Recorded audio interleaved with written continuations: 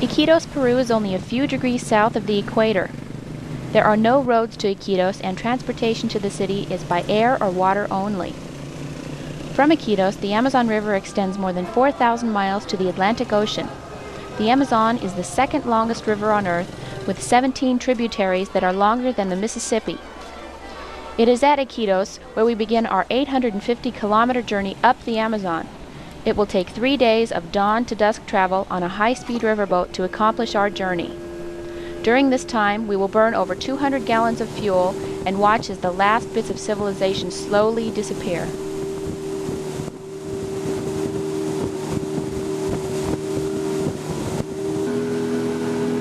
This trip was my second journey up the river to meet Chief Basha's people. While I was excited about meeting with my old friends, I wasn't so happy about the travel on the Amazon. Before we left Iquitos, we'd been firmly warned about the river pirates who prey on folks traveling these waters. The bandits could overtake all but the fastest boats and then, at gunpoint, take everything, sometimes even the boat. Our boat was fast, but was it fast enough? It wasn't only the pirates that made the journey rough. The dawn to dusk hammering of the aluminum hull on the water and the unceasing whine of the engine seemed to bore into the brain.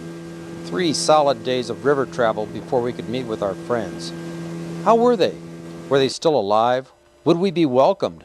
A swarm of questions bedeviled me as we blasted along the river. And how would they react to Karen? Would the chief attempt to buy her from me? Sorry, Chief. That price would be far too high. That guy right there is washing his dishes right next to his toilet that leads right into the water. It's very sanitary.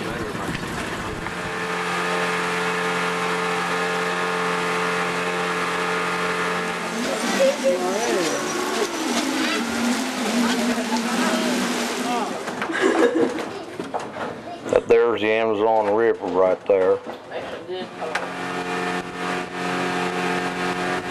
When we started on this trip, I was excited about the chance to meet primitive people and learn new customs.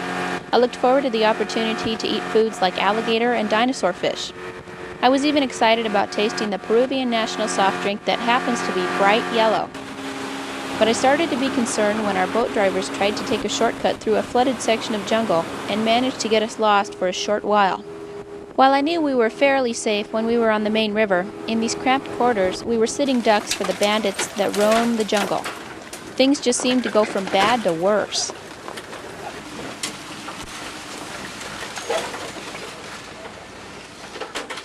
With a few strokes of the machete and some fairly serious damage to our boat canopy, we cut our way past the final obstruction and continued our journey up the river.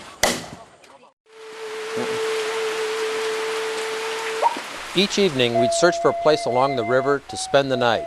Friendly Peruvian villagers, eager to see some new faces, would host us. We'd cook our food, and then we'd try to provide what entertainment we could.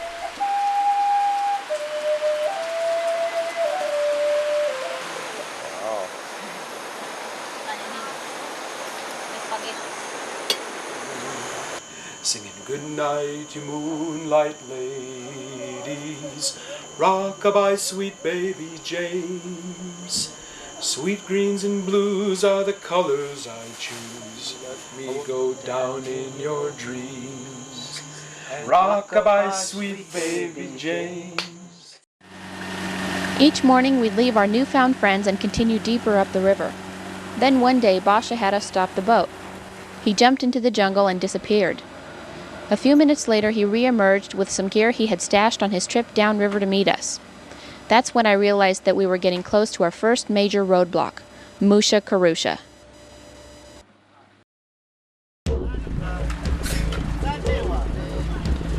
After the long trip up the Marañón River, we had a final hurdle to clear before we could proceed into the land of the Kandoshi. To gain access, we had to pass the settlement of Musha Karusha. When we first arrived, we began the tricky negotiations with the headmen. Things didn't look good. With good reason, and the history of other tribes is a frightening example, the Kandoshi fanatically guard their isolation, and they're willing to kill to protect it. Even with Chief Basha as our guide, the discussion became heated, and the Kandoshi only relented when we agreed to tend to their ill and injured. Even then, we had some concerns for our safety.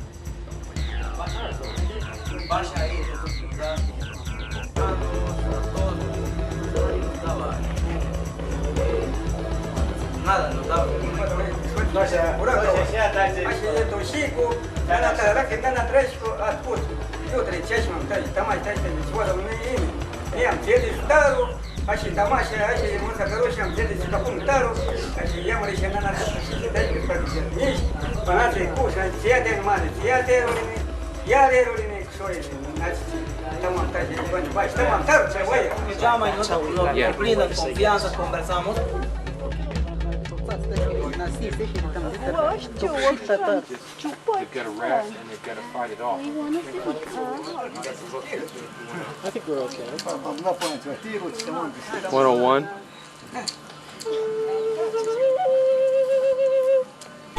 Part of our permission to advance up the river hinged on our providing some medical attention to the villagers. One little boy was suffering from a high fever and seemed to have some sort of growth in his abdomen. There was little we could do but provide some basic medication, reassurance, and a bit of music. On our return 3 weeks later, we learned that the little boy had died. The villagers had expected this and did not hold us accountable.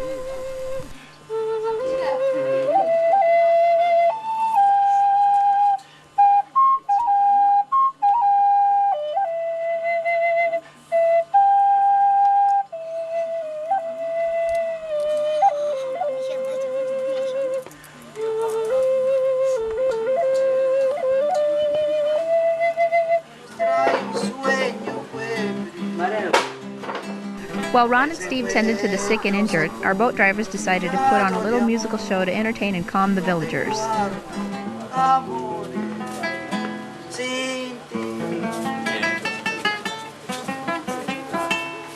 I want to go back to visit Basha, I've got to go through 16 villages. Today? No. Oh, now? In the future, I have to spend 1 day per each village. Okay. So in the future, if I want to go to Basha's village, I've got to take a minimum of 16 days to reach that. But we have permission now? We've got permission today. After leaving Musha Karusha, we mounted a guard on the bow of our boat, just in case.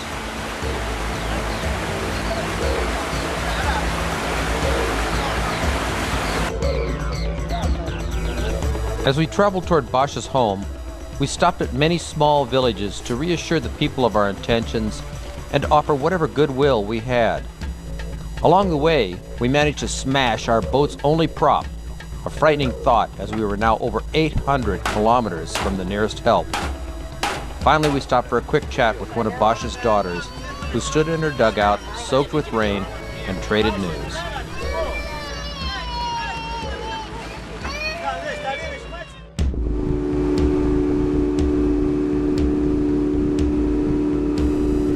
Navigation of these small rivers requires a lifetime of experience. We couldn't count on having that experience aboard when we left, so we charted our path through the labyrinth of waterways with a little help from the sky.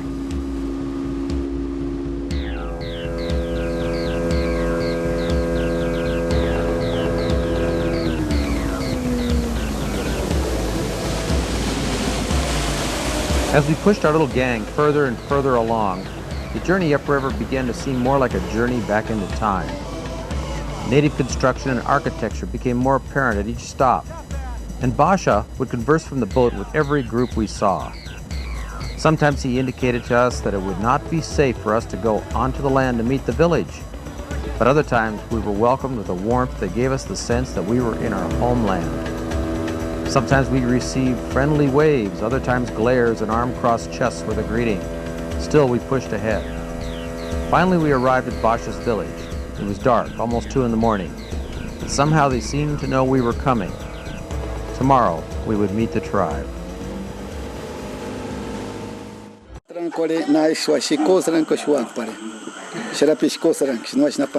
Soon after we arrived, the Indians decided to hold a party to welcome us. As the party began, Chief Basha went to each of us in turn and welcomed us to his community. Welcome to the community. We're glad you were here.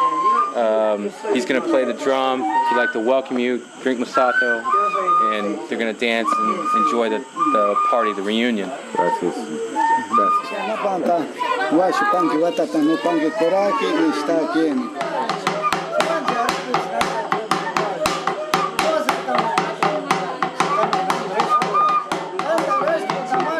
We were surprised to see that most of the men showed up in jeans, slacks, and polo shirts. When we asked why they wore these clothes instead of the more traditional wardrobe, Bosch explained that the men wanted to make us feel comfortable on this special occasion. Later we learned that the men had worked months hunting, fishing, and cutting timber to earn the money for the clothing.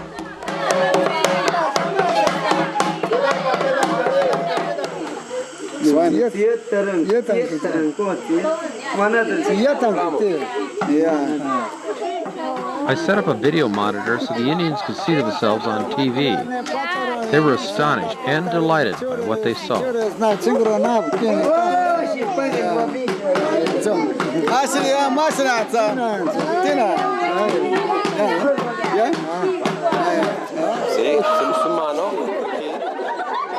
Each of the members of the expedition brought with them special skills. We demonstrated these skills during the party. Karen danced, I did a few simple magic tricks, Alan sang, and Steve played his flute.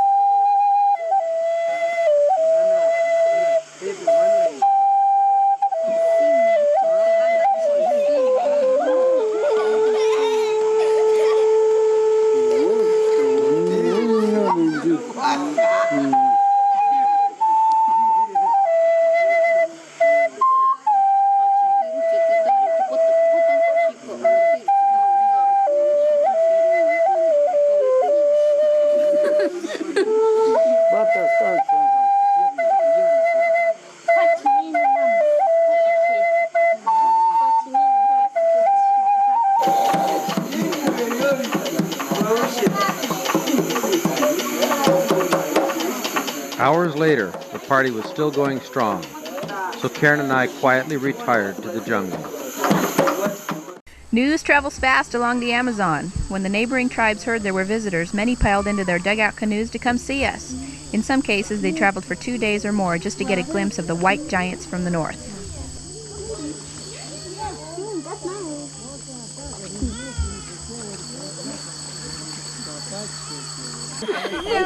Bosch's older brother Puwanchi was fascinated with Ron's electric razor. It was funny seeing him try out the razor, especially since he didn't have any facial hair to speak of. It was doubly ironic because Ron didn't even know why he brought the shaver in the first place. He obviously doesn't use one. Ron and I never thought we'd ever understand what it's like to be a TV. We were the TV and the villagers were the spectators. Everything we did, from brushing our teeth to filtering our water, was fascinating and delightful to them. Fortunately, they understood the need for privacy for certain activities. One of our cameras had a large color monitor. We let the villagers look into it while we recorded, and they were in awe. The villagers didn't quite understand how their images got into that little gadget. They had never seen a TV, much less a camera. At first they were a little frightened of it, then it became sort of a game and a form of amusement for them.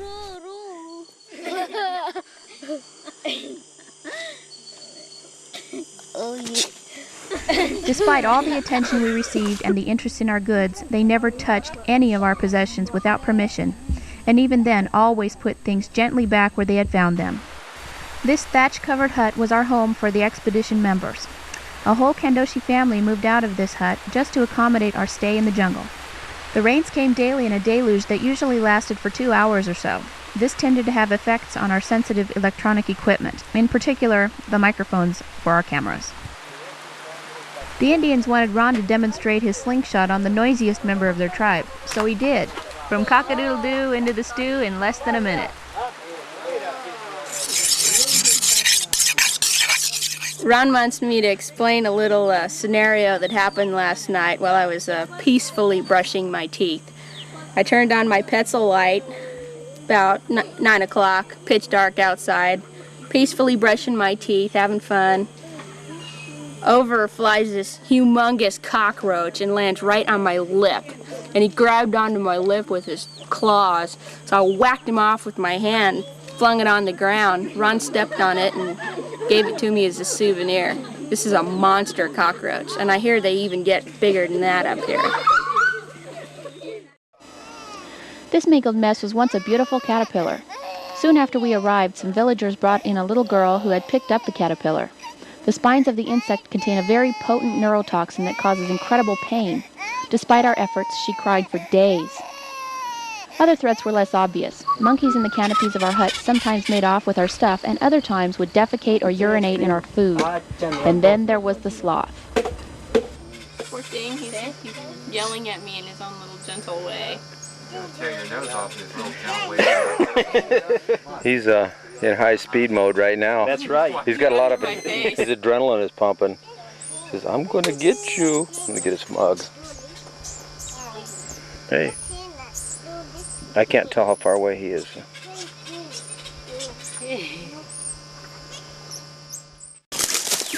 The Kandoshi take advantage of just about every protein source available. When we heard they were heading off to gather some big juicy grubs, we decided to go along. And what we got was a little bit more of an adventure than we were expecting.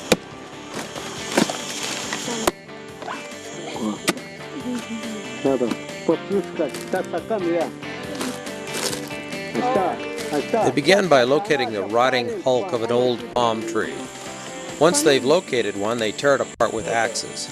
Inside, we find those juicy morsels that Karen learned to love so much.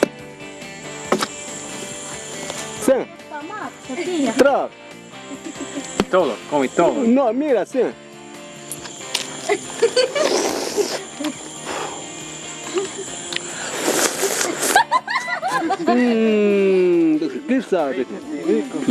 Grub found in the palm tree that they've downed for chanta earlier in the month. It takes about a month or so for the palms to develop. After you extract the palms, you just crush the head, kills it, and then you just eat the whole thing whole. You can fry them or you can eat them raw. And it tastes, the taste is not, it's not a bad flavor to it. It's kind of greasy and oily. It has a palmish flavor to it. It's not bad.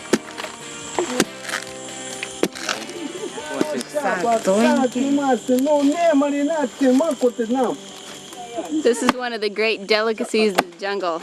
Nothing better than a fat worm.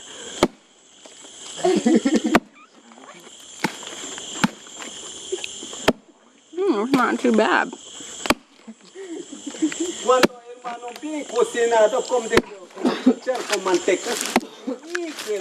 Tastes like worm and palm. I guess that's what it eats, palm.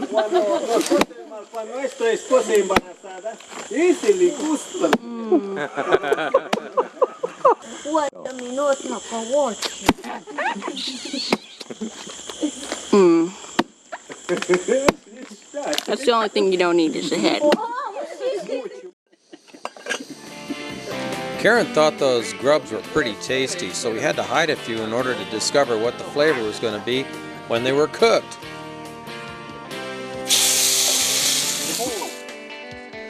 I sure wouldn't recommend Surrey grubs for heart patients. When you cook them, you see how much fat's in them. In fact, well, they kind of resemble bacon and legs.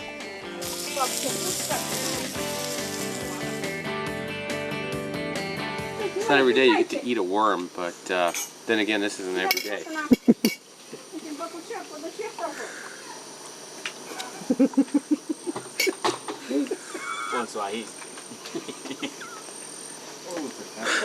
You can eat it, but you can survive off of it, but it tastes like... Shoot!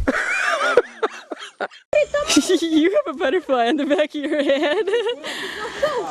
No, no, va a comprar.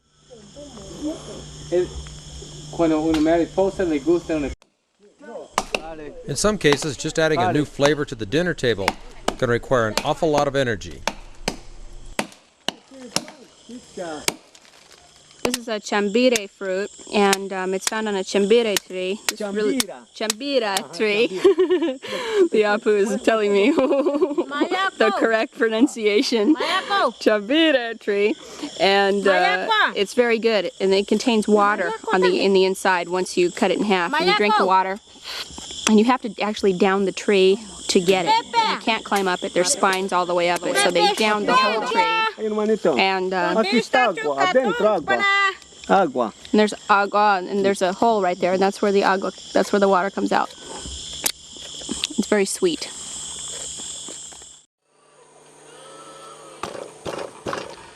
During our travel up the river, we'd seen homemade oil lamps burning in most of the villages where we stopped. Even in Basha's village, there were literally dozens of the lamps lighting the night. The source of fuel for these little lights was anything from gasoline to kerosene, diesel oil to plant oil. The way the lights are made allows them to burn just about any liquid fuel. Naturally, the fuel we brought in with us became a highly prized commodity and an exchange for the hospitality they showed us. This is how the lamps are made. Buenas,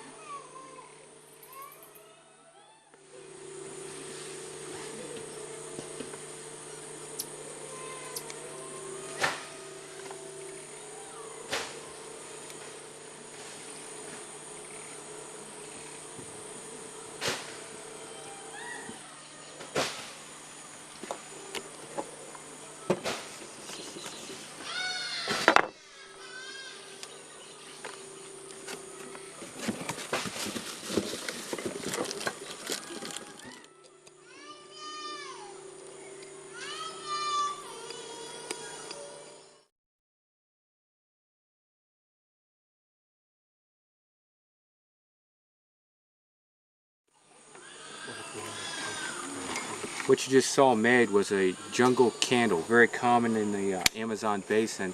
People use the common materials available to make a serviceable candle.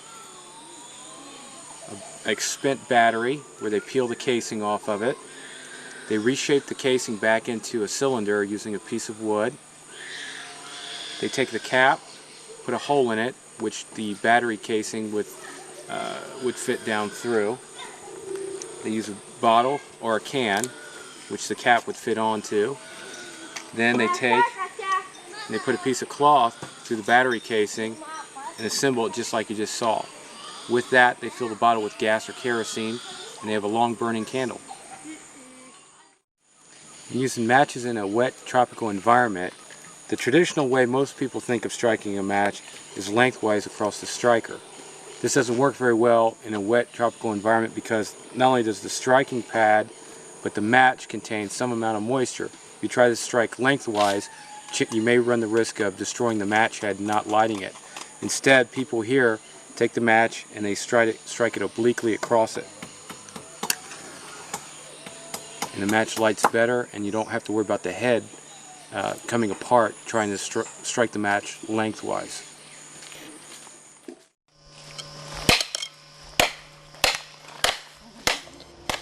One of the goals we hoped to accomplish on this trip was the testing, under jungle conditions, of blades and tools from Gerber, Simonich, Tops, Bussey, and Cold Steel. We had no reason to expect any of these blades to fail. We'd already used a rigorous selection process before adding their weight to our gear.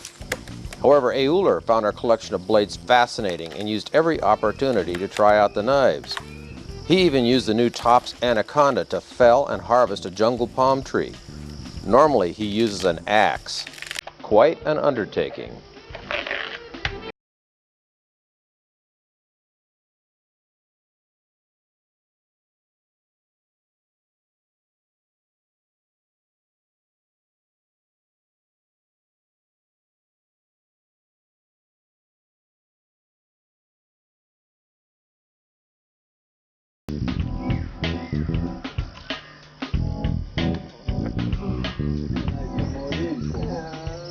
From time to time, one of the Kandoshi would ask him if they could examine the knives. They were awestruck and amazed by the quality and durability of our steel tools. Before we left, we presented knives from Cold Steel, Tops, and Gerber to the Indians or their wives. They were delighted.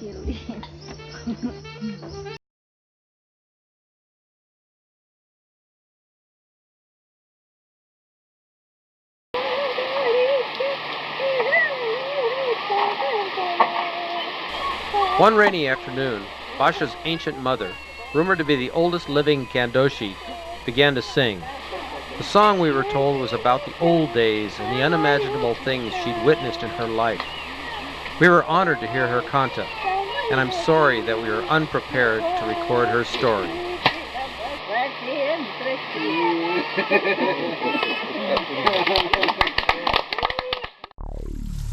We saw some baby gators, so we decided to snatch a couple for dinner. There you go. Got a little chow there.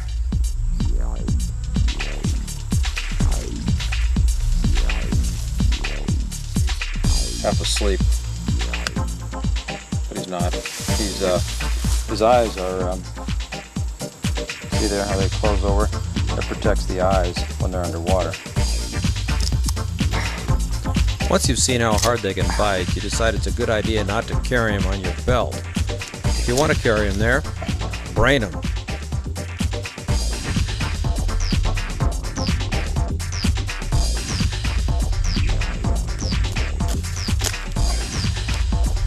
Even little ones like this take a lot of killing.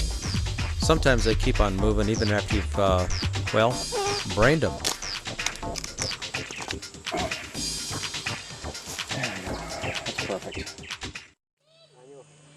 The jungle is home to a variety of large rats. The mahas, or anuhe, is a good example of one of the fine meals that can be harvested on the jungle floor. This here is an anuhe. It's a type of rat, big old rodent. They grow a little bit bigger than this out in the jungle, but they make a fine meal. Rat meat is always good and tender.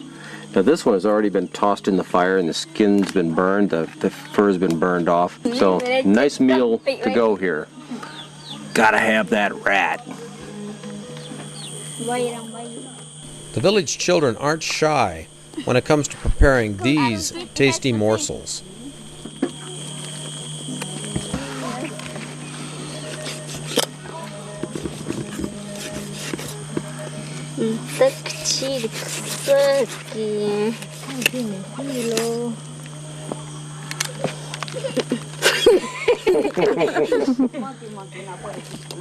Nice not having to do this myself for a change.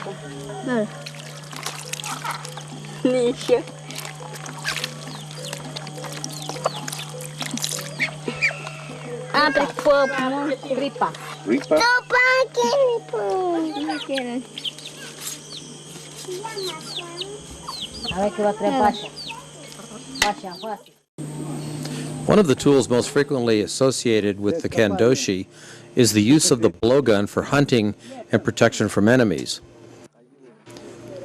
The creation of a blowgun begins with two pieces of wood. These have been split from the trunk of a single tree. Once the two pieces of square wood are roughly mated one to the other, the rough outline of the finished blowgun is then carved into the exterior of the two pieces.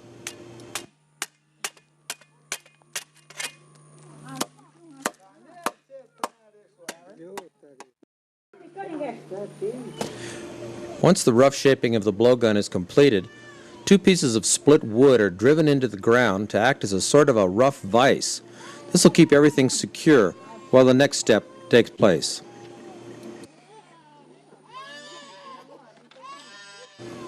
The two halves of the rough blowgun are now aligned inside the vise, and then they'll be bound in place with vines.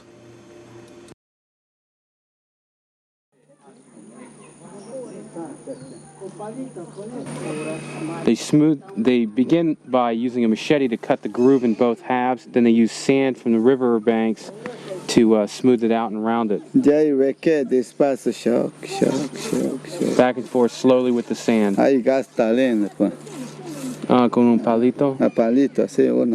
Tú vas a poner arena como así. Sobla con un palito como así. They take the sand, they set it there, and then they put a stick over it and they grind it back and forth and it rounds it out.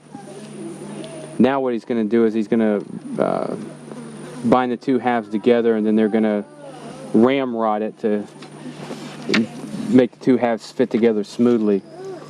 The string used to hold both halves of the blowgun together is handmade from fibers found in the jungle. down at the other end. He's going to secure these here with Tomshi vine. He's got the Tomshi vine right there. He's going to wrap it around, secure this. They're going to take like a ramrod through it using sand, and they're going to smooth the insides out.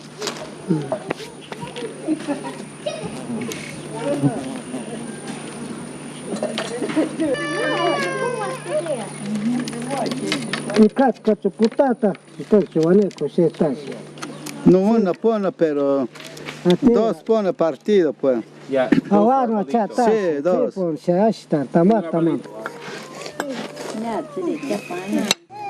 The next step is the creation of the grinding compound used on the ramrod. What he's taken is a piece of sandstone. He'll mash it up and turn that into the powder that's needed to grind the interior of the blowgun to a smooth finish. Piedra de cielo, tú cuando traes.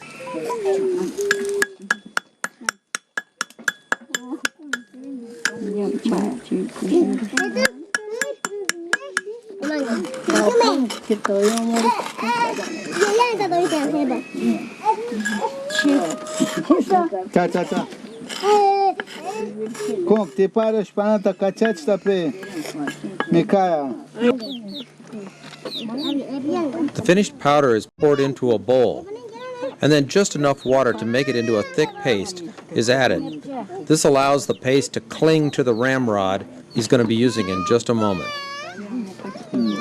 The incessant screaming of the children seems to thicken the paste even faster.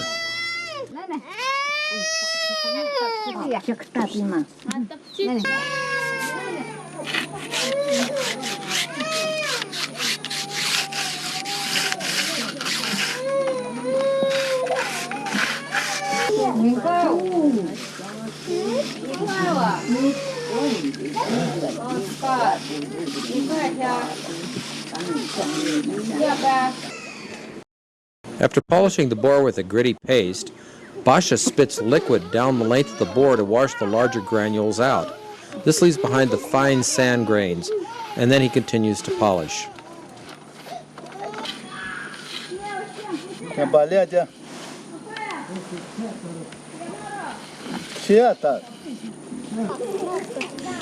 After thoroughly polishing the bore, he washes the interior clean with water and then checks to make sure that it's absolutely straight and very smooth.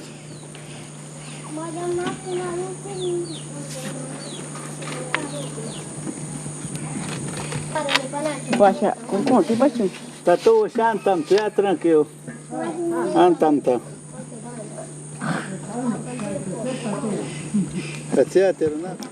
Primero voy a limpiar este sucio esta.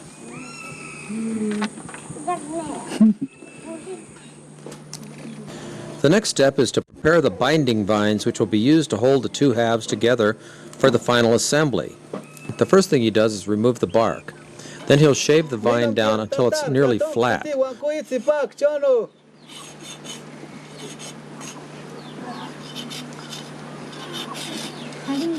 ¿Para qué quede? Ya está terminado para terminar por ahí. Notice how he ties cord down the length of the pole. This keeps the two halves properly aligned while he does the wrapping with the flattened vine.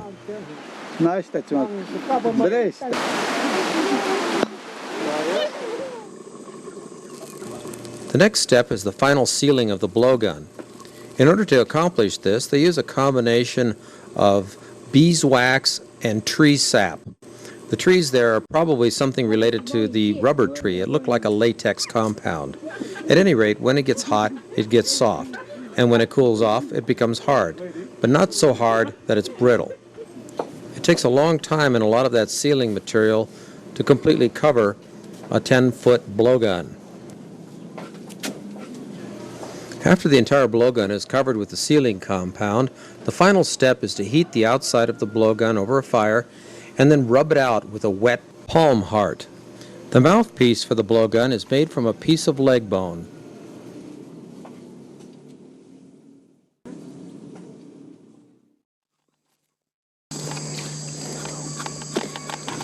The darts are nothing more than thin strips of wood sharpened to a point. To help them fly true, kapok fluff is spun around the tail of the dart. Kapok is a cottony material found in certain trees in the jungle. Kandoshi uses sharp teeth of the piranha to score a line a couple of inches back from the tip of the dart. The purpose of the line is to give the dart a weak spot. When the dart encounters an animal, the dart will break at the weak spot, leaving behind the poison tip. Mikhail. The new blowgun shoots well, and the dead monkey isn't complaining. This is a completed handmade Masato bowl, and the drink Masato, it acts like a social glue that binds these people together. But there's two very important processes that we need to look at. The first one is the actual making of the bowl itself. The second is making the Masato that they drink. Let's go ahead and take a look at those two processes. The act of drinking Masato is a very important gift from the Kandoshi wives to their husbands. This act actually involves 3 steps: making of the bowl, the making of the Masato, and the presentation of the Masato in the bowl. The process of making the bowls begins in any one of the dozens of little water-filled pits like this one buried deep in the jungle. First, the woman stamps the clay with her feet to separate it into balls. Then she picks the balls out of the water and places them in her handmade basket, wraps them in leaves, and walks them back into the village for preparation. Back at the village, they lay down a sturdy cloth and spread out a layer of wood ash. They then unroll the heavy ball of clay. They burn the bark of the mokawa tree to get this powdery-like substance, and they mix it in with the clay that we got from the stream. And this is mixed in together, and when they get a good mixture of it, that is the clay that they use to make the Masato bowls with.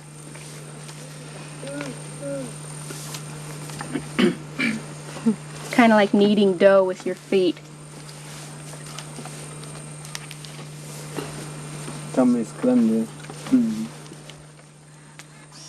I asked her why she adds the wood ash to the clay. She said that without it, the bowls would break in the firing process. This little boy just made this little Masato bowl for me. He's all excited about it, isn't it cute? So cute. I love the kids here, they're great. Before she starts to form the bowl, she checks the clay for lumps and twigs. Get all 3 stages. Oh, it's so soft. It's still not all the way dry. The construction of the bowl begins as a series of spirals of clay. Notice that the clay is laid down as a series of offset rings, one at a time. They use a thin, flat piece of hardwood to shave and smooth the walls of the bowl.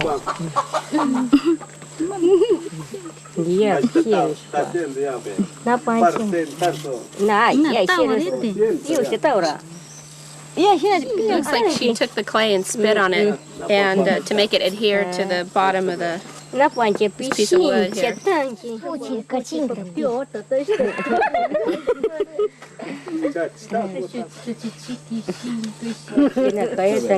at this little perrito.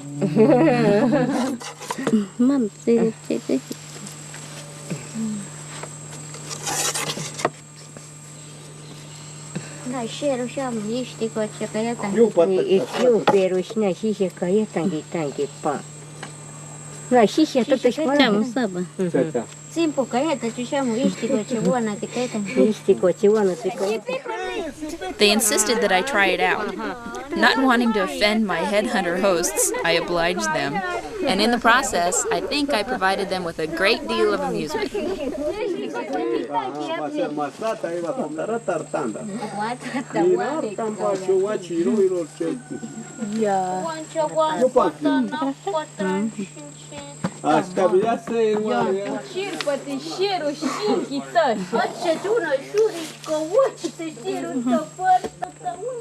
want to show you the difference between an expert and a novice.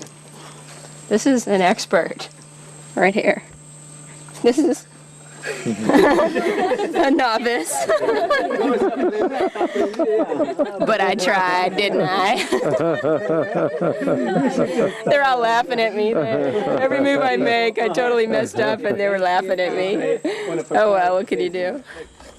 After the bowls have been dried in the sun for a couple of days, They take a pod from a chambura fruit and they rub the outside of the clay bowl and prepare it for putting it in the fire.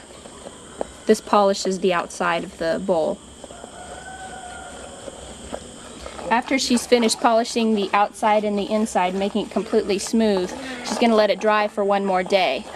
Then tomorrow, before she puts it in the fire, they're going to paint it using pods that they get paint from. Paint it, decorate it, and the bowls that make it through the fire process and don't crack are the ones that will receive the masato and that will be used in the tribe for drinking masato. Yeah, no, yeah. Nato, ko pana que pinta stabi man katita. A ver, hermano. A ver, pruébare. He's going to let you paint it.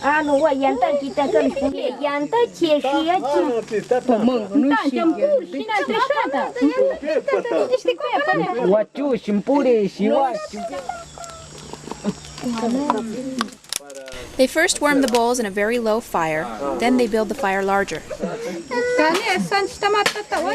As you saw, we painted the initial designs in the bowls.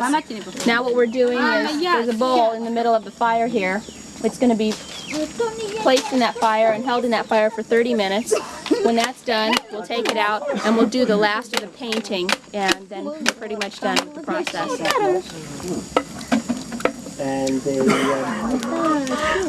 Okay, it's probably about 90 degrees out here right now. We're firing bowls. So it's probably close to 100 degrees in this little hut, and it's probably about 95% humidity. So it's pretty warm. About 25% of the bowls don't make it through the firing process, and another 10% are destroyed when they add the final glaze.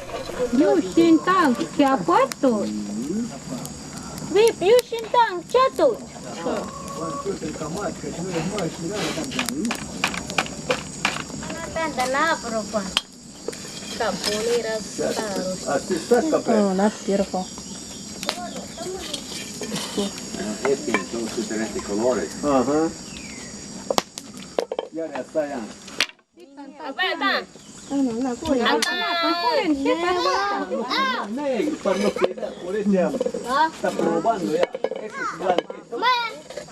Using a stick to stabilize the very hot bowl, they begin to apply a colored resin.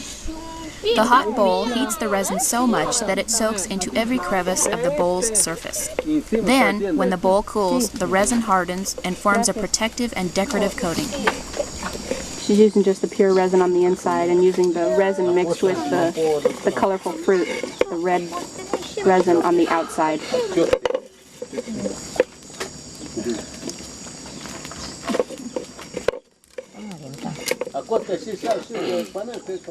Probably get one.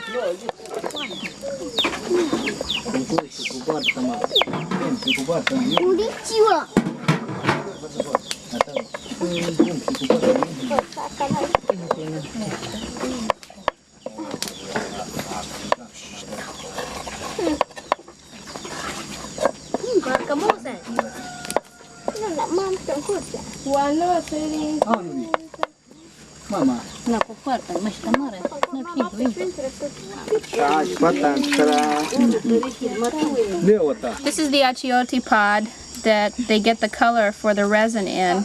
And you can see, if you open it up, this is where they get the red color. This achiote is then mixed with a resin that they get from a tree around here. It smells really good. And this is the final result. This is what they end up painting the bottom of the bowls with. That's what gives it the shine. That's it. And this is the finished product. This amazingly primitive technique produces this most beautiful product. I'm very impressed. After they're done making the bowls and they've used them and they need to keep them somewhere, this is where they place them. They break easily, so they keep them in their basket, and when they need to use them, they just come and pick them up, and that's where they always keep their clean bowls.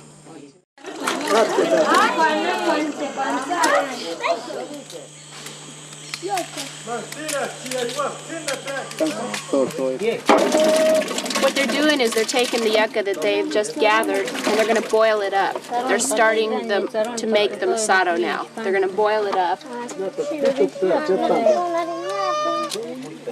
After this raw yucca is boiled, what they do is they mash it up in like we do mashed potatoes, and they take a little bit of it and chew it up and spit it back into the bowl, and that starts the fermentation process. This is kind of like a primitive pressure cooker. This is filled with the raw yucca, and it's covered with these leaves from the topa tree. And these leaves hold the moisture in from the boiling water so that all of the yucca inside will be able to be cooked.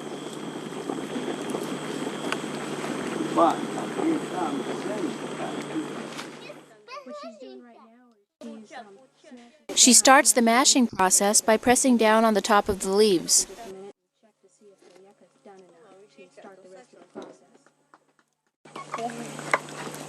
Then she pours out the excess water.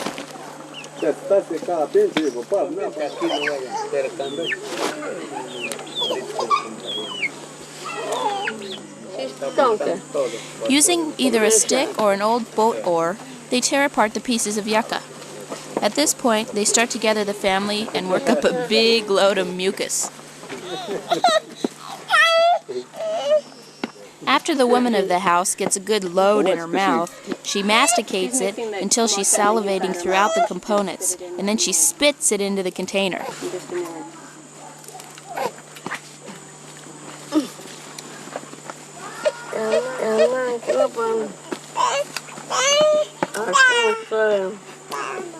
También quiere comer ya dice.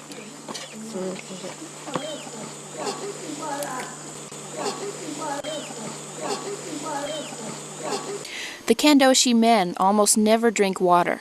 Masato is the main source of fluids in their diet. It also provides a good supply of vitamins.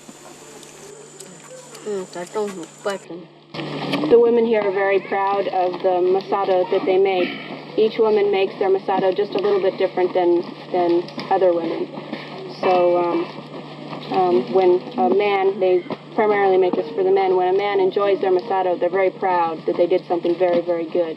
The enzymes in the mouth help to break the starchy yucca into sugars, and that's what really starts the fermentation process. Oh, God.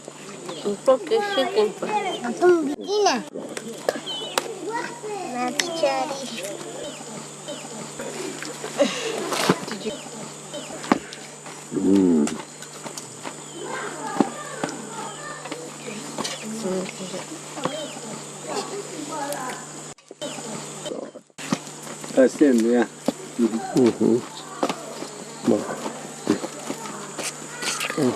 Girls learn to make masato when they're young, so they'll be more attractive as a marriage partner later on. I know that Ron finds this kind of behavior very attractive. And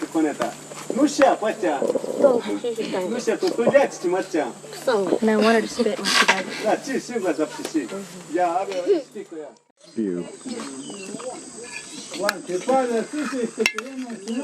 There it goes.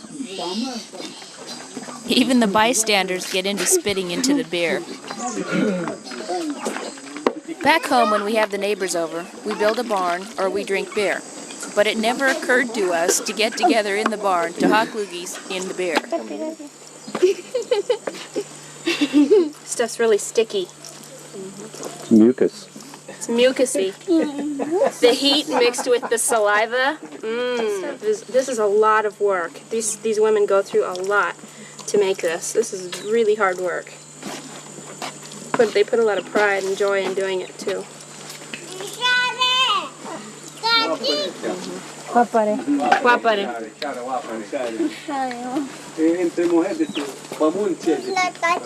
This is what the actual finished mash looks like. Now this is going to ferment in here and they're going to keep it closed. It's quite warm out today.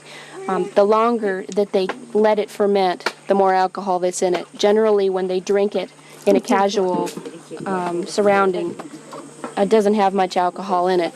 But if they want to drink something with more alcohol in it, they usually only use that when they go out to go hunting. That's their traditional thing. This is another type of masato. It's made with the pihuayo pod that comes from a palm tree. And they basically make this masato the exact same way they do with the yucca. They boil it, mash it, spit it, and then let it ferment, and it just has a different flavor than the Masato made with yucca. Well, Ron, we worked hard on this beer. What do you think? It's good. Hunting and gathering is a way of life for the Chapra Indians, so they were delighted when I offered the boat to transport us upriver to a nice hunting area. I didn't know it at the time, but one of the things the Indians do before going out on a hunt is, well, they need a little bit of liquid refreshment. That meant Masato, beer. Naturally, when we arrived, I was expecting to have some of the more traditional Masato I'd gotten used to. However, this time they pulled out something special. I guess this one had been sitting underneath one of those palm trees for a few days. At any rate, it was nasty.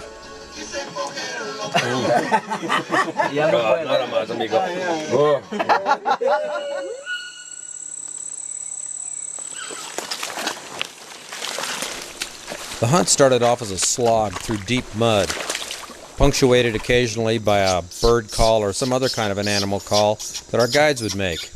Once in a while you'd hear something respond, usually something hidden in the jungle canopy or far off in the distance.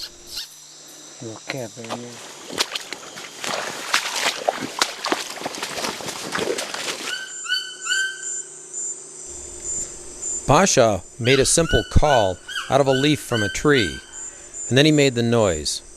A little while later I heard the identical noise, only this time it was coming from the real animal. Then the hunt began. I don't know how he could see his target, but he hoisted his ancient 16-gauge shotgun to his shoulder and fired.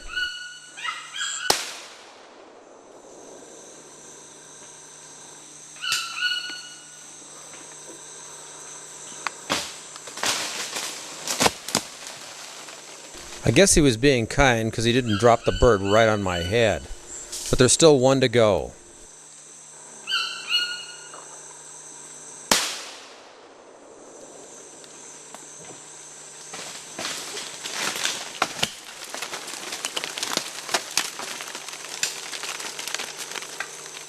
Until that moment, I never really considered eating a toucan.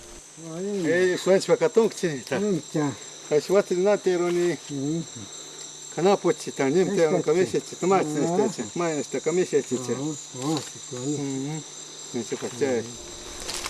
Basha and his brother Puanchi examined the bird, I realized that not only was this going to be food, but just about everything on that bird was going to find some kind of use.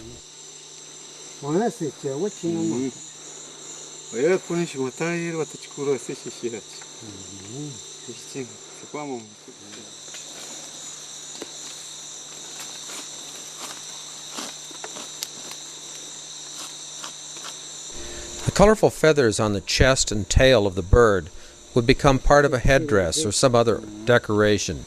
The skin and feathers from the chest are first skinned from the animal. These are going to end up in a corona or headpiece. The tail feathers would probably find their way into some kinds of jewelry or even as a fringe for the headdress.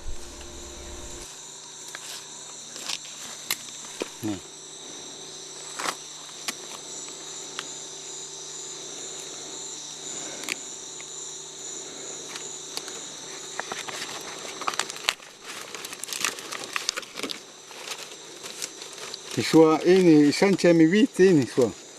Sancha mi vite. Nem kitemeć tawan tron. Sham. Pitesheru shitamin totaim bashwachtrasi. That's for the corona, for the headband. I'll make it when it gets back later with the other piece of skin. And that's chow.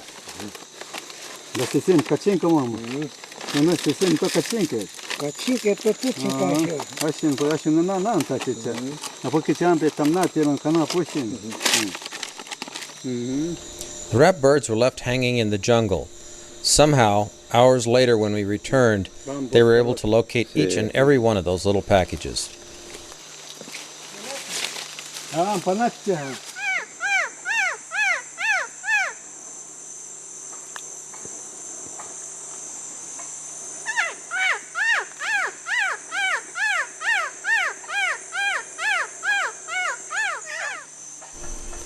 Basha shifted from his leaf call to another kind of sound, and then he lifted his rifle to his shoulder. Expecting to see another death, I waited silently. Oops. Even these kind of hunters need to use a cartridge.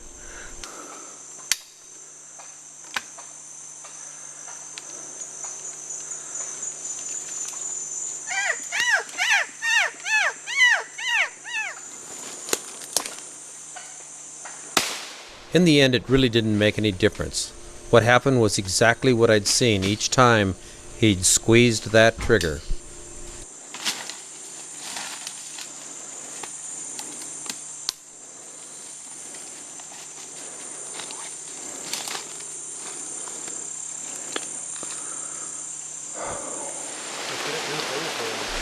Finally, the rains came, so we settled down to relax for a little while. It had been a successful hunt, but we had a long trek back to the boat. During that hike, I had a chance to consider the birds we'd be eating. Finally, I decided that, well, they're nothing more than exotic chickens.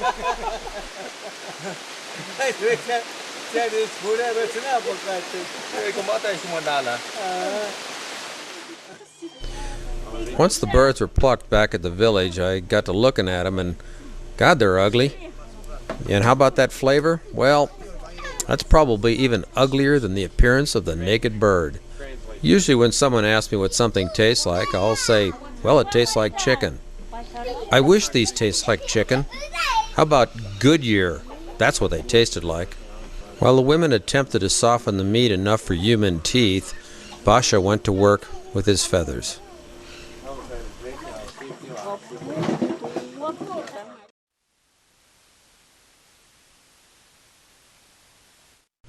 The feathers the hunters bring home find their way into decorations and jewelry.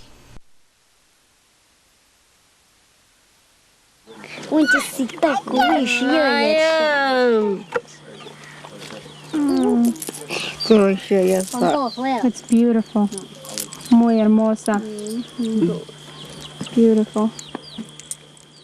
I told her how beautiful it was in Spanish, but sadly, she only understood Kandoshi. He's obtaining chanta. Chonta.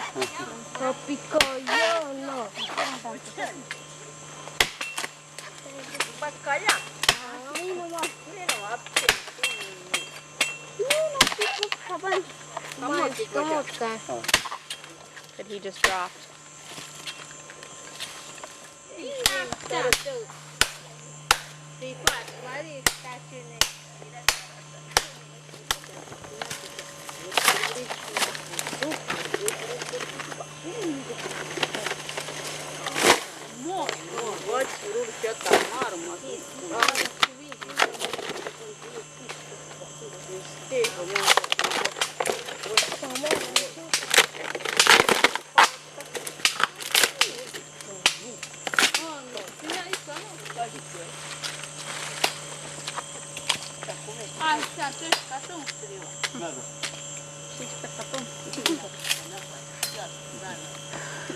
It's amazing what they'll go through just to get a small amount of food. You see that small amount of food that he just gave to his wife there.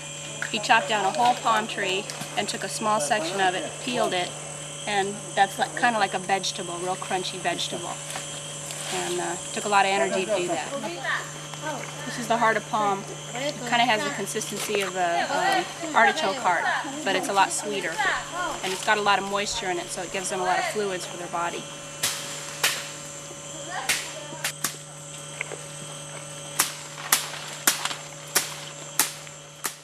Disease is a common companion for the villagers. The sores on this woman's arm and leg are the result of leishmaniasis, a common disease in the jungle. Since medical attention is non-existent this far up the Amazon, they have to rely on cures that they find in the jungle. These cures were more commonly available when each village had its own shaman or medicine man. Sadly, those ancient skills are fast disappearing. He says, I'm sick, they're going to hold my hand so I don't fall down. Okay. And they're going to...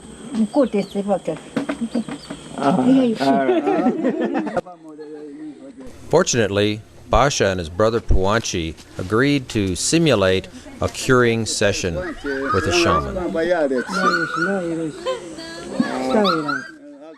The session begins with a request for assistance and a description of the malady.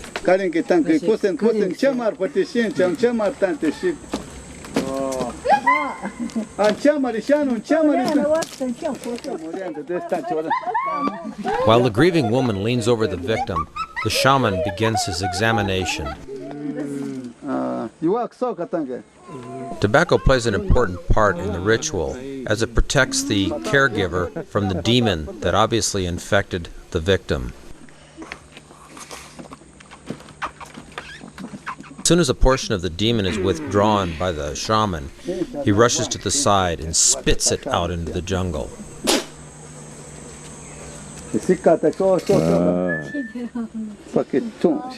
The cooperation of powerful plant spirits is enlisted to assist in the withdrawal of the demon. This particular herbal mix is incredibly bitter and gags the practitioner.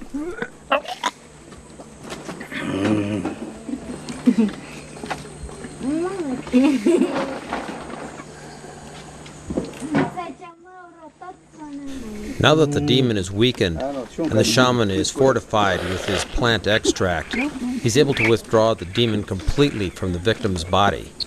He then rushes to the side and expels the thing into the forest.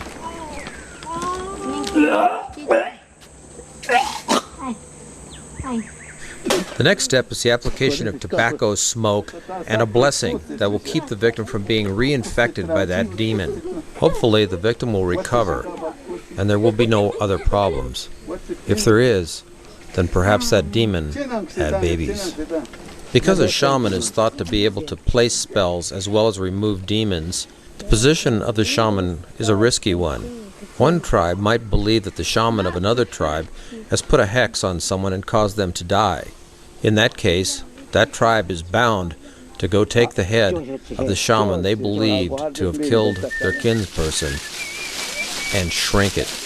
Because of the many wars that broke out over shamanism, it has pretty much disappeared from this part of the jungle today.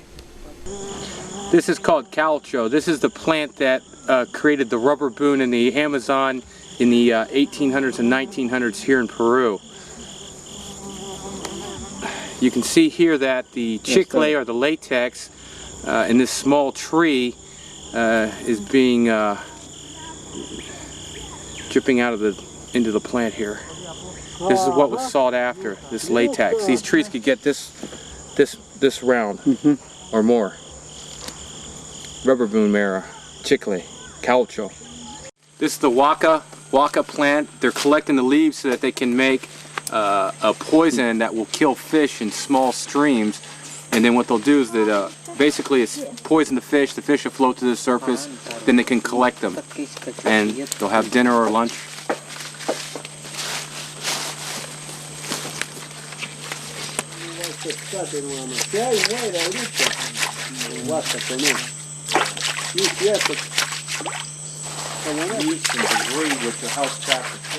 When using this method to harvest or collect fish, one thing to bear in mind is the fish meat, or the meat of the fish, is not tainted. The plant poisons will prevent the fish from being able to utilize the oxygen in the stream. With a stream of this size, from the point of where the leaves are put into the water, about 30 meters downstream, the fish should be affected. If the fish aren't collected immediately, if they get into an area where there's fresh water, some of them actually may recover. They're stunned. Some may actually die if they're affected for a long enough amount of time, but the important thing is to collect the fish as soon as possible.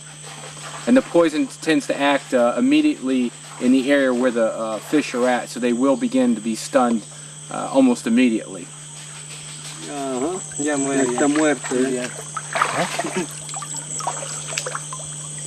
You can see how it's already, we're able to collect these small ones. These small fish, though, if you catch enough of them, are a small meal in itself. And if you're in a jungle survival situation, these things are pretty much ready to eat as they are. I mean, you don't have to really gut them or anything. You can boil them real quick, and just eat the whole thing because they are small. So it's a nice little survival meal on hand.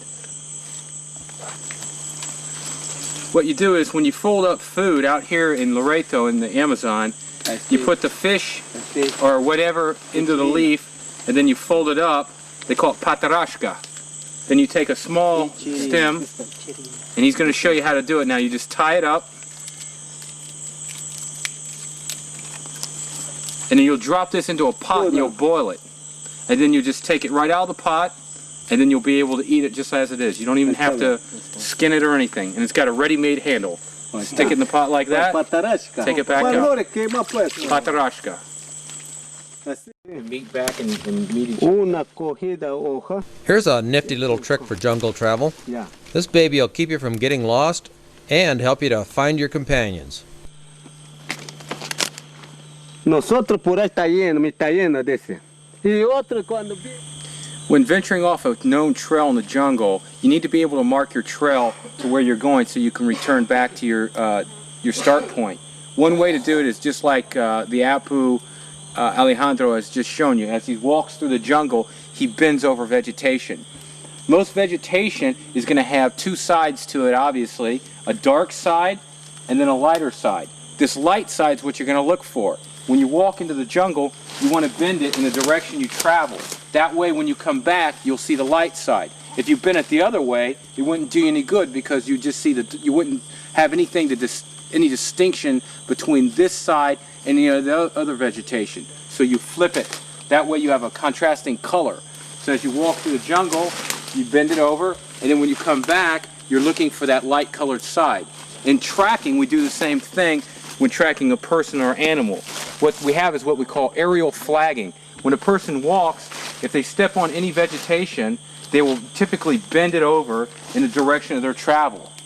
When they do that, you'll see the light-colored side facing up. That way you'll know which direction they went, and also you can spot it from a further away distance and continue tracking. That's just a little tip we do in tracking. When you get back to your original trail, or if you have one or more people in a group and each one goes off different places, you can mark the trail with sticks. Basically, you just break a stick off and you can point it in the direction you went, or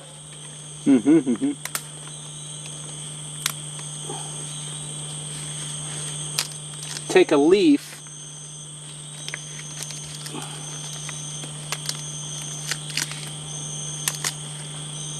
You take a leaf and you have it point off in the direction you're going. That way the person knows where you went. If you get back to the trail before your partner, you're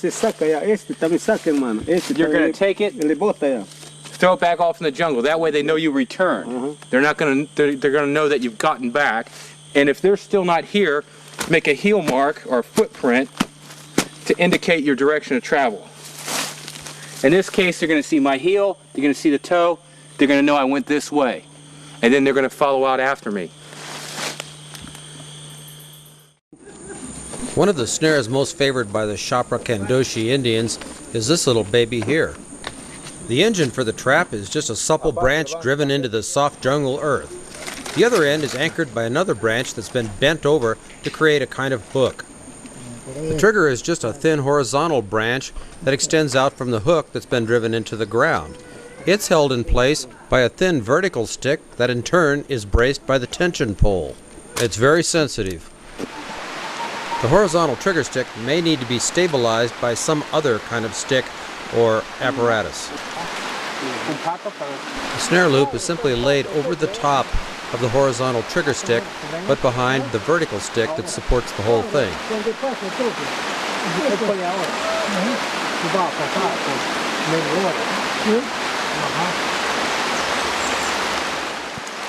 We found a volunteer to test the trap for us, and here's what happened.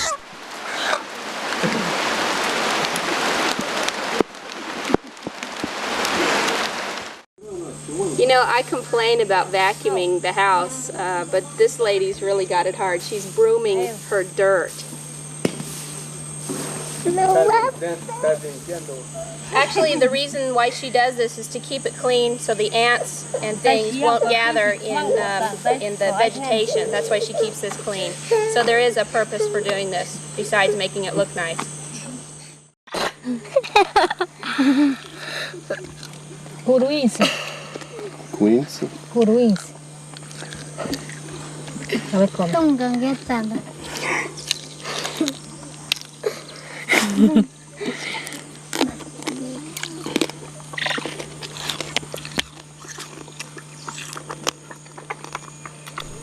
Well, now you know what this is going to be about. In order to get the ants up out of the ground, they'll drive a kind of a walking stick down into the hole where the ants normally emerge. And then they beat alongside the hole until the ants come out. Now this is one kind of food that likes to bite back. So watch them dance. Oh yeah, what do they taste like? Well, Karen and I agree that they're, well, sort of a peppery sugar. If you can set that in your mind, then you know what they're like. Incidentally, if you notice the watch on the girl's arm, we'd like you to know that they don't really know how to tell time. They do like to watch the seconds change on the little display, so we brought them in as a gift.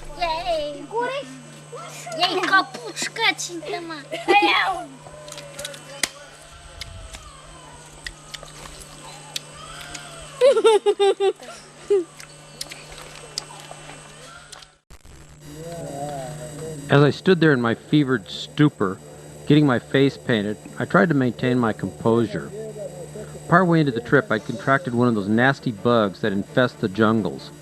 My temperature shot up to 104 and my head felt like a jackhammer. Then I learned that Chief Basha wanted to present his corona to me as a gift. It's customary to exchange gifts at occasions like this, so I grabbed a couple of boxes of shotgun shells as an exchange.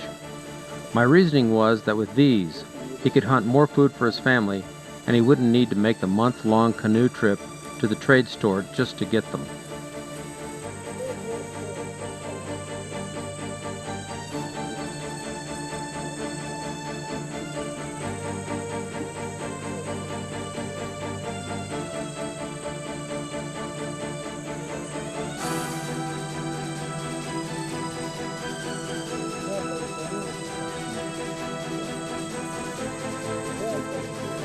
He was delighted to receive the shells, and I was more than thrilled to receive the corona. I knew that it was one of his most valued treasures, and I was honored to receive it. If only I had just a bit more consciousness of the event. I feel blessed that I have the video because for the life of me, I can't remember it. Almost every day we'd head out on some sort of a food gathering expedition. On one day, as we returned, we ran into a member of our crew. He reached back and lifted up something that we just knew we were going to have for dinner. I think it might have been one of his relatives.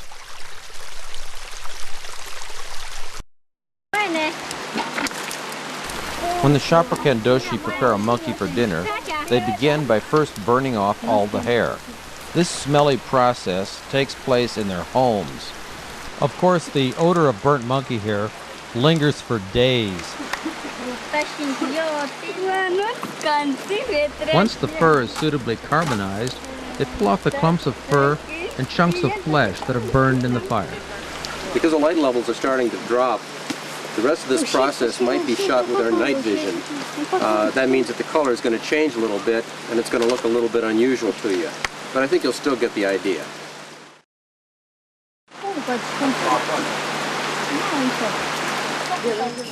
The next step is to give the carcass a good scraping.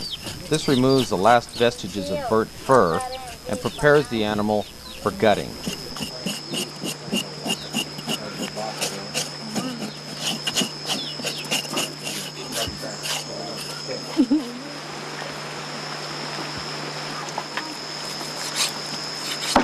Finally, the gutted animal is cut into its component pieces, and the pieces are dropped into a pan for stew.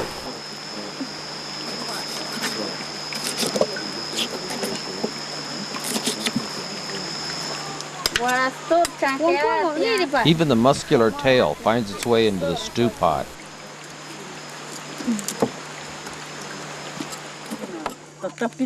There's a lot of meat on an adult monkey, so sometimes extra meat needs to be prepared and stored in some way. In the jungle, the only option is drying and salting.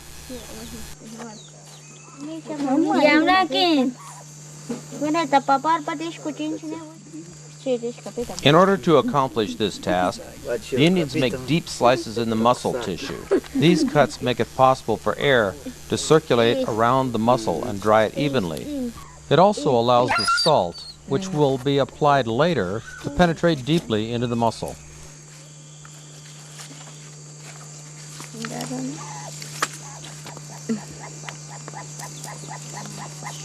Since the hands and feet and tail are on the menu, they too undergo this cutting process.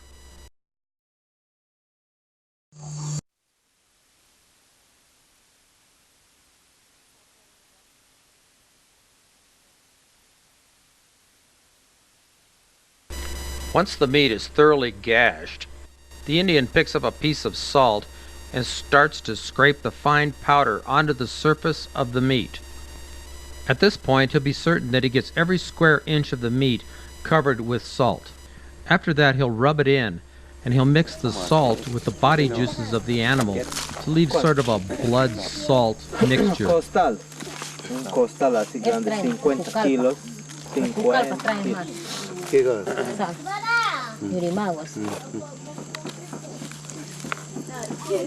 Sal como le amas. Hay una sal así en bola, piedra.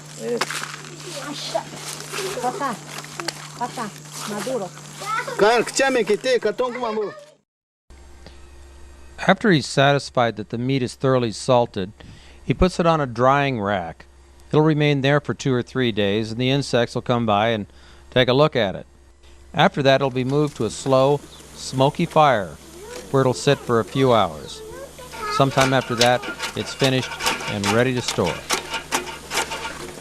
I'll keep the brains and boil them later in a soup kind of a mixture. What are you eating there, Ron? I was going to try a little monkey fist. These things are pretty good. They're bony. There's a lot of good meat on them. Hold it up.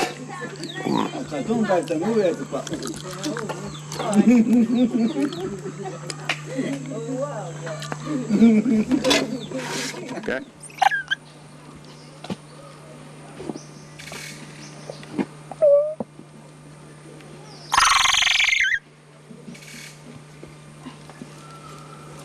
We ate his mama for dinner last night, and they didn't kill him, so what they're going to do is keep him for a pet, but he's really scared and lonely this morning, and he's just a little bit of a thing.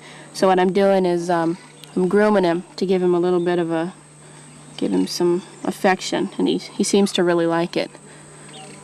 Generally he's scared of most of the people who come up to him, but he seems to like to be touched. Epa, parezco un muchacho. Es tamaño. Nosotros, ahorita.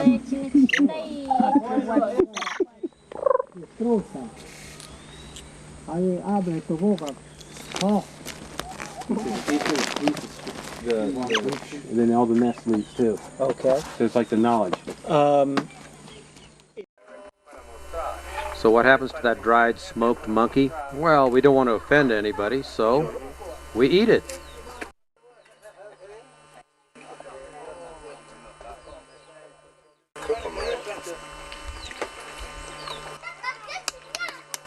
Well, just like a baby. Toto.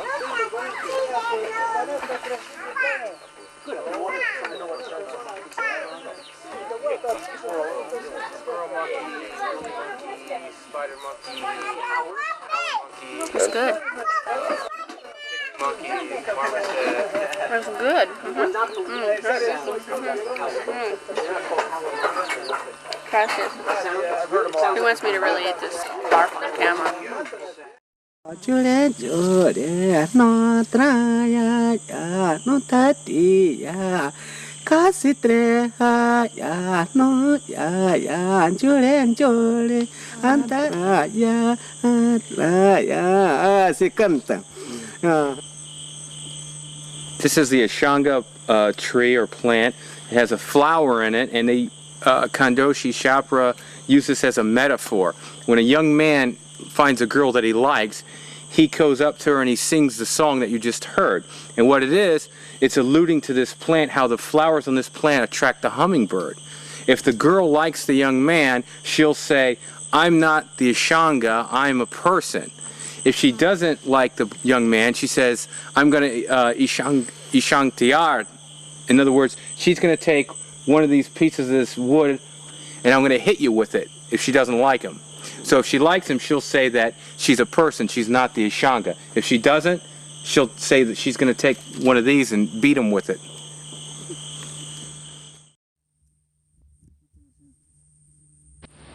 Jungle turtles are one of the staple foods of the jungle Indians. The animals are found in abundance, and although they offer little food relative to their size, bringing one in doesn't involve much of a struggle. The meat they do have is generally flavorful and a nice alternative to monkey, toucan, and bug.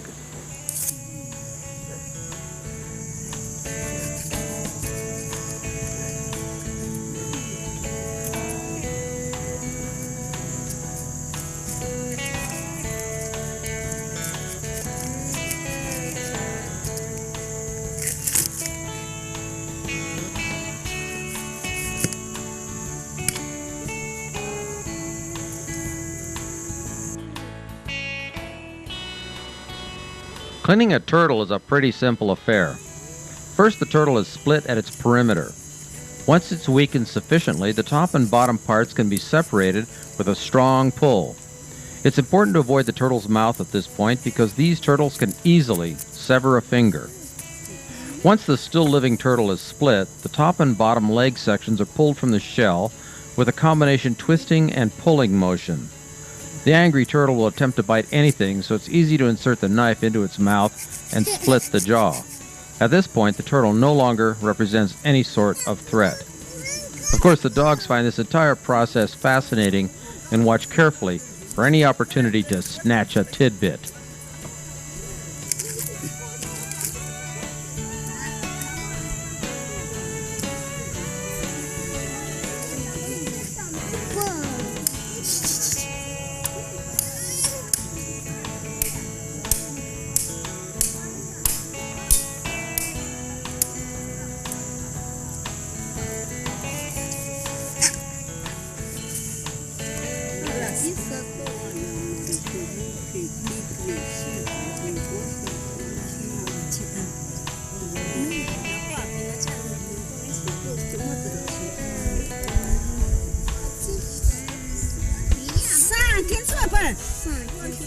When she's finished cutting the meat loose from the shell, she picks up all the small bits that fell onto the ground. Nothing goes to waste.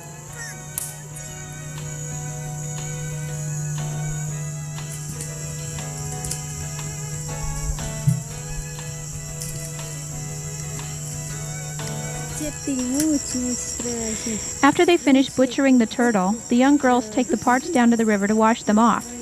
If you look carefully, you'll see one of them empty the turtle's intestines into the water as another one simultaneously collects the water that they'll be using for cooking back at the village. The importance of sanitation is not something the Kandoshi are very aware of. It's easy to understand why the mortality rate among the young Kandoshi is so high.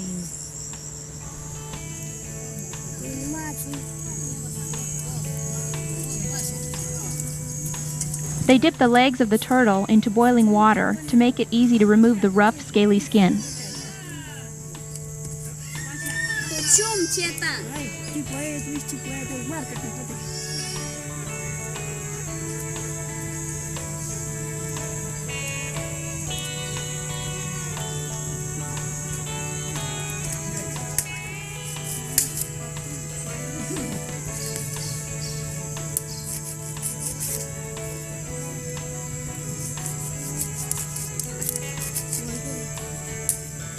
Even though there was very little stew, they offered Ron and I each a bowl. For a variety of reasons, we decided to decline their generous offer. We instead followed the example of the child and ate some fruit.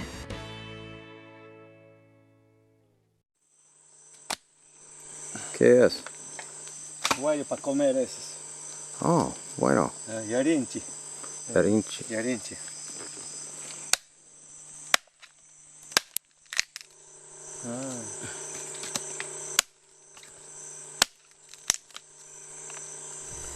It's been said that it's impossible to starve to death in the jungle, and that the jungle holds cures for all of mankind's ailments.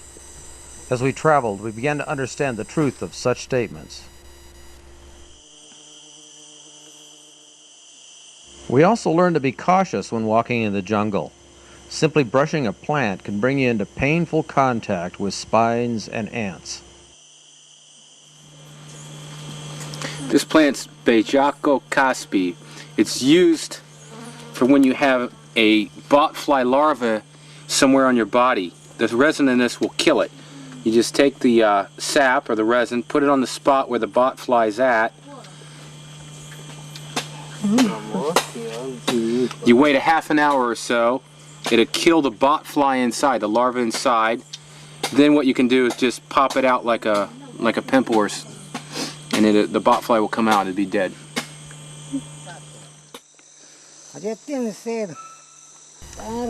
We were surprised when Puanchi stopped at a small stream, ripped out a plant, and then proceeded to mix stream water with mud taken from where the roots of the plant had been. He explained that the mud made a healthful replacement for the masato when a person is staying in the jungle. To me, the mud tasted like mud. Bebida de tierra. Ajá, un poco. Próbale un poco. Un poco ácido. This is a cocona plant. It's a wild edible. You can use it to make salads and salsas with it. The fruit itself, you have to be careful with. It has a fuzz to the outside of it. When you take the fruit off, you have to wipe the fuzz off, because if you don't, it'll be an irritant. Ready to eat.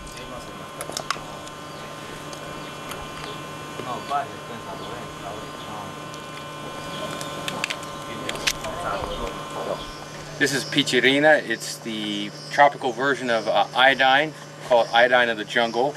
The plant, the leaf itself they're opposite leaves, and they're most easily recognized by the leaf on the end being a coppery brown color. You just break it off at the stem, and then you'll see a resin or a sap start coming out of the leaf itself. That's what you'll use.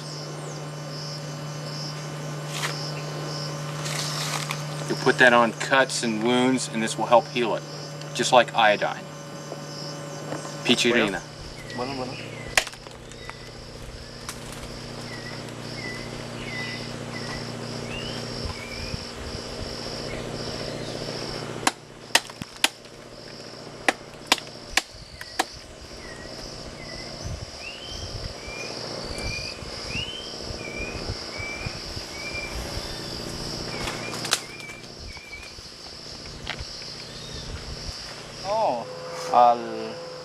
Por ejemplo, si tomas en la mañana, hasta las 12, 1 ya estás tomando. Caldo nada más. Okay, the tree Euler was just discussing is called the ohe tree. It's used to treat intestinal worm infections that a person may get in a tropical environment, for example, here in the Peruvian Amazon.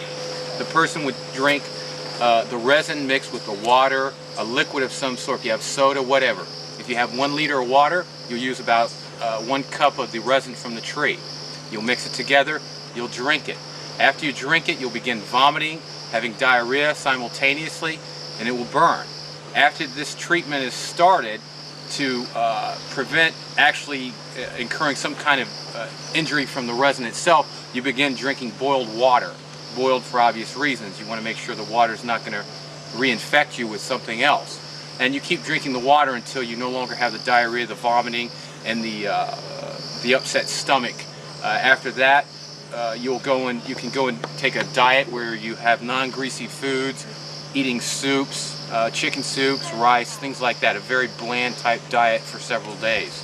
And this resin will then cure you from your intestinal worm infection, hopefully. a good jungle remedy which has been studied and they believe effective.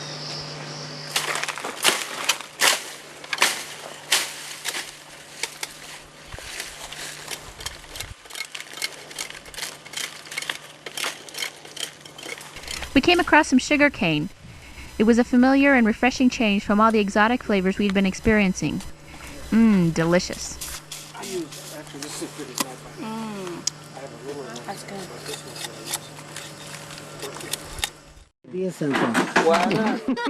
As you can see, affection is the universal language. It was interesting to watch the jungle equivalent of the spinning wheel. It seems that there's a lot more than technology involved here. Coordination and an understanding of the materials are key to making twine in this manner. A simple bone flywheel keeps the rod spinning. Later, when I tried it, I had it spinning right out of control.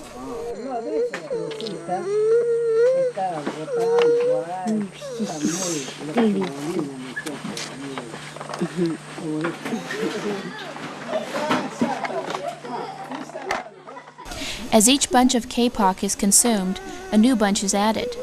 Then this way, a continuous piece of twine of whatever length needed is possible.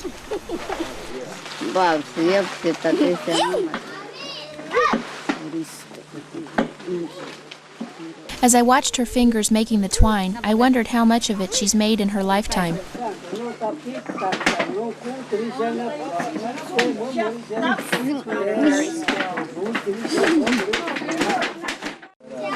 This is the cotton seeds from the porasha or the kapok tree. Cotton hangs as such from the tree itself and the leaves. Then they take the seeds out of the cotton to begin the processing of the cotton itself.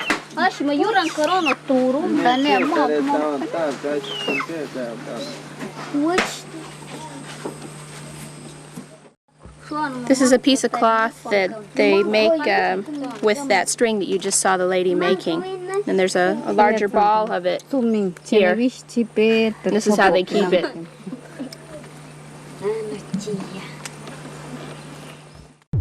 Leaving our friends and their jungle ways was an ordeal we knew we'd have to face. We watched their sadness as the boat pulled away. The men stood aside from the women, tears running down their faces. The morning mists seemed to reflect the feelings we all shared. None of us knew if we would ever see each other again. I'd learned so much about life from these people. I only hope that there is some small way we can find to repay them.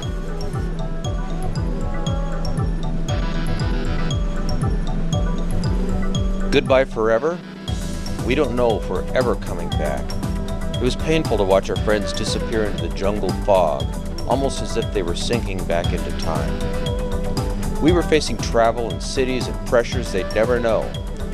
I wished we could stay and live as they do. Goodbye forever? I hope we'll be coming back.